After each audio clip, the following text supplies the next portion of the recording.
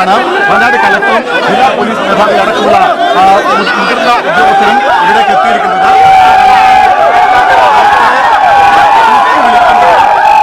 സാഹചര്യമാണ്, കാര്യങ്ങളാണ്. Europe violent ആകുന്നു, ജനം വയലന്റ് ആകുന്ന ഒരു സാഹചര്യത്തിലുണ്ട്. പോലീസ് ഇടപെടുന്നുണ്ട്. കലക്ടർക്ക് നേരെ ഉണ്ടായ പ്രതിഷേധം കുറച്ചുകൂടി വൈകാരികമാകുന്നു. അതിന്റെ ദൃശ്യങ്ങളിലേക്കാണ് നമ്മൾ പോകുന്നത്. ജനം വലിയ തോതിൽ പ്രതിഷേധവുമായി കലക്ടർക്ക് നേരെ നീങ്ങുന്നു. പോലീസ് ഇടപെടുന്നുണ്ട്. പോലീസും പ്രതിഷേധക്കാരും തമ്മിൽ നേരിയ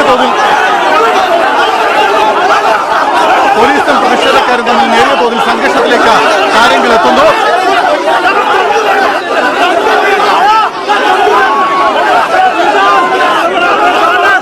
കളക്ടർ സ്ഥലത്ത് നിന്ന് മാറ്റുക എന്നുള്ളതാണ് ഏറ്റവും പ്രധാനപ്പെട്ട പോലീസിന്റെ മേലുള്ള ടാസ്ക്. അവരെ കളക്ടറുമായി ജില്ലാ പോലീസ് മേധാവി അടക്കമുള്ള ആളുകൾ ഇവിടെ നിന്ന് സുരക്ഷിതമായ സ്ഥലത്തേക്ക് മാറുന്നു. അവിടെ ഇത് കളക്ടറെ പിന്തുടർന്നുകൊണ്ട് ഒരു വിഭാഗം ആളുകൾ, ഒരു വിഭാഗം പ്രതിഷേധക്കാർ കളക്ടർക്ക് പിന്നാലെ പ്രതിഷേധവുമായി എത്തുന്നുണ്ട്. അവരെ പോലീസ് ഇപ്പോൾ ബലം പ്രയോഗിച്ച് തടഞ്ഞു നിർത്തുന്നുണ്ട്. കളക്ടറുടെ അടുത്തേക്ക് പോകാൻ അവരെ അനുവദിക്കുന്നില്ല. അത്തരത്തിൽ പോലീസും ജനങ്ങളും തമ്മിൽ മുൻപും തള്ളിലേക്കും പോകുന്ന കാഴ്ചയാണ് കാണുന്നത്. കാര്യങ്ങൾ സംഘർഷത്തിലേക്ക് വഴിമാറുന്നു എന്ന് തന്നെ പറയേണ്ടിയിരിക്കുന്നു. അത്രമേൽ വലിയ പ്രതിഷേധത്തിലേക്കാണ് കാര്യങ്ങൾ പോകുന്നത്.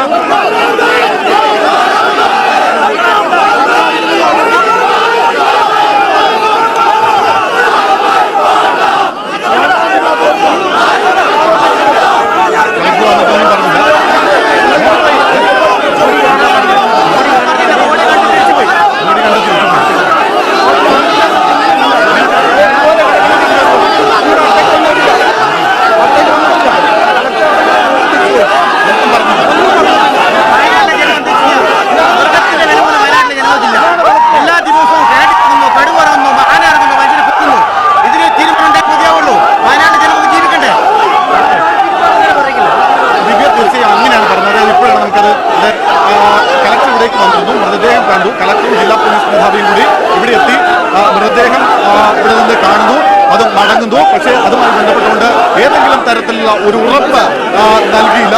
അതാണ് ജനങ്ങളെ വലിയ തോതിൽ വൈകാരികമായ ഇടപെടലിലേക്ക് എത്തിക്കുന്നത്. അവർ ചോദിക്കുന്ന ചോദ്യമുണ്ട്, അവർക്ക് ജീവിക്കണ്ടേ, അവർക്ക് വയനാട്ടിലെ മനുഷ്യർക്ക് ജീവിക്കണ്ടേ എന്നൊരു ചോദ്യമാണ് അവർ ചോദിക്കുന്നത്. ആ ചോദ്യത്തിനുള്ളൊരു മറുപടി അല്ലെങ്കിൽ അവർ ഉന്നയിച്ച ആവശ്യങ്ങൾക്ക് കൃത്യമായൊരു ഉത്തരം നൽകാൻ കളക്ടർക്ക് സാധിച്ചില്ല.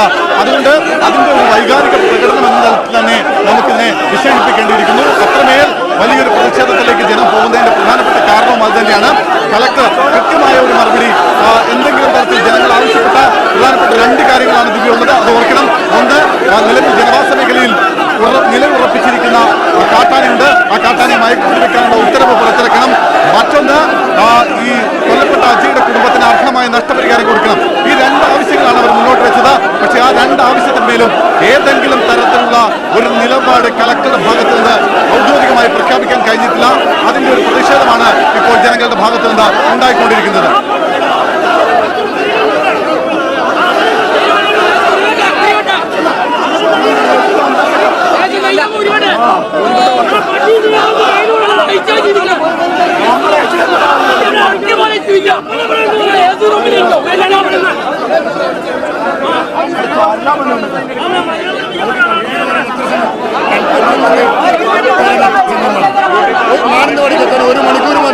ഒരു മണിക്കൂർ മതി ഒരു അപകടം സംബന്ധിച്ച് നമുക്കൊരു സുഹൃത്തുക്കളിൽ നാട്ടുകാർ ഒരുപാട് സംബന്ധിച്ച ജനങ്ങൾ ഇറങ്ങും.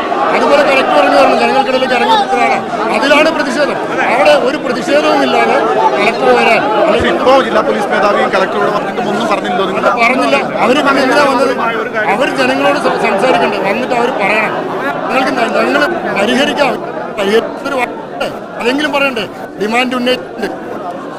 നാട്ടുകാർ ഉന്നയിച്ച ഡിമാൻഡ് സംബന്ധിച്ച് അവരൊന്നും പറഞ്ഞിട്ടില്ല. അത് കൃത്യമായി അവർ പറയണം. ജനങ്ങളുടെ മുൻപിൽ വിനയാനീയമായി പ്രവർത്തിക്കാത്ത അധികാരത്തിന്റെ ഹുങ്കിനെതിരെയാണ് ഇവിടെ നടക്കുന്നത്. അതുകൂടിയാണ് ആന കൊല്ലുന്നതും മറ്റൊക്കെ. നിങ്ങളുടെ തീരുമാനം ഇപ്പം മുൻപ് പറഞ്ഞ തന്നെയാണോ?